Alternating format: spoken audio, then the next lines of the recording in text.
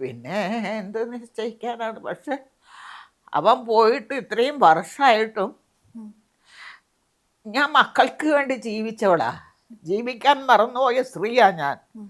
എൻ്റെ മക്കളെന്ന് വെച്ചാൽ ജീവനാ. ഞാൻ ഞാൻ വളരെ കഷ്ടപ്പെട്ട് ജീവിച്ചതാ. ഒരു നേരം ഭക്ഷണത്തിന് കൂടി കഷ്ടപ്പെട്ടിട്ട് ജീവിച്ച ആളാ ഞാൻ.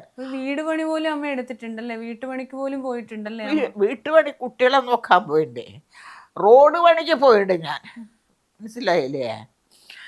പിന്നെ അങ്ങനെയുള്ള കുട്ടികളെ നോക്കാനൊക്കെ പോയി. അതുകൊണ്ടൊന്നും എനിക്ക് പഠിക്കാൻ കഴിഞ്ഞില്ല. ഞങ്ങൾക്ക് സാമ്പത്തികമായിട്ട് അതിനുള്ള പൈസയും ഇല്ല.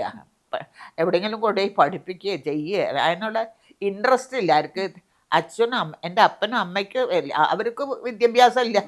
പണ്ടത്തെ ആൾക്കാരാണല്ലോ, അവർക്കും വിദ്യാഭ്യാസമില്ല. അവർക്കും അറിയില്ല മക്കളെ പഠിപ്പിക്കണം.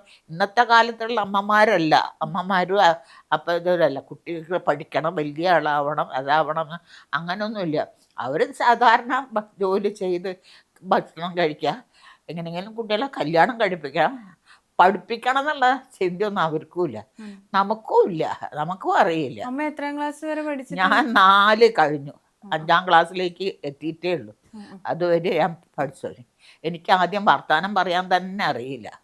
പിന്നെ ഈ നാടകത്തിൽ വന്നതിന് ശേഷമാണ് എനിക്ക് കുറച്ച് വർത്തമാനങ്ങളൊക്കെ പറയാനായിട്ട് ഇങ്ങനെ വളരെയധികം ബുദ്ധിമുട്ടിയിട്ടുണ്ട് ഡയലോഗൊക്കെ പറയാൻ വേണ്ടി തുടക്കം തന്നെ.